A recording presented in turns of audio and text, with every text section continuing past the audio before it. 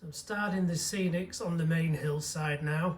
My weapons of choice for this are some sift soil out the garden, a couple of blended turfs which are the earth blend and green blend, some fine turf soil and fine turf burnt grass. So they're going on as the base layer.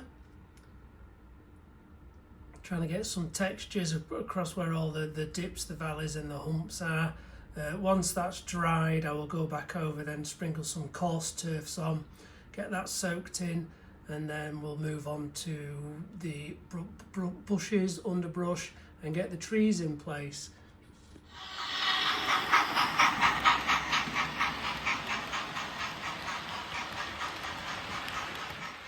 So I guess while I'm happy overall with the what I've got here with the cutting in the hillside, it's probably just this bit I'm just in a bit of a quandary about.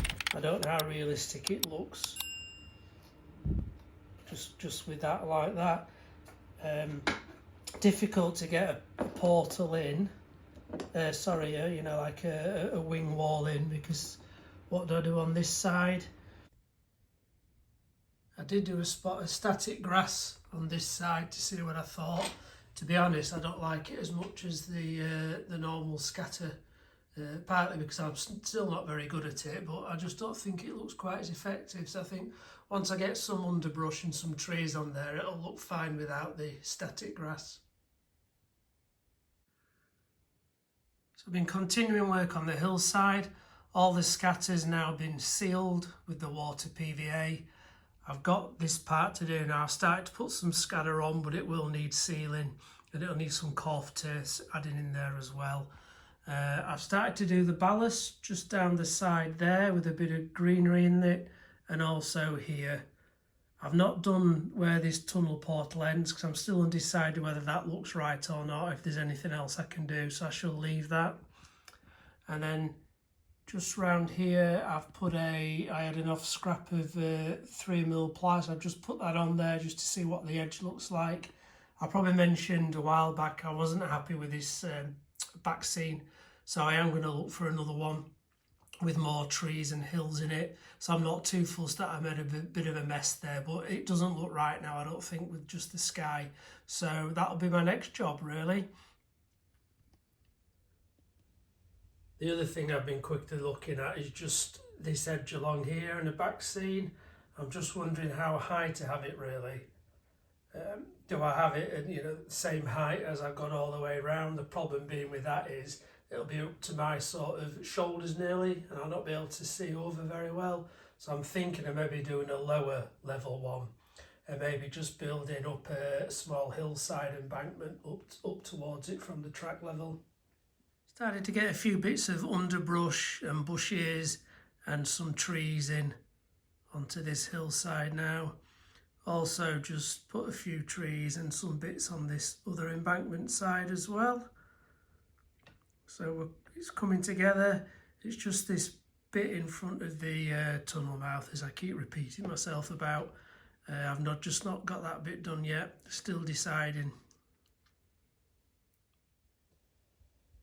The trees I used in the end were a mixture of seafoam ones that I made, and also those ones I sent for which looked really plastic.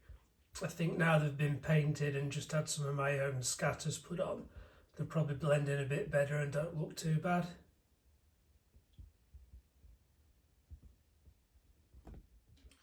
Back to this tunnel portal entrance. Some of the issue with me is I think it's just the look of it when you look straight on. It looks very lopsided.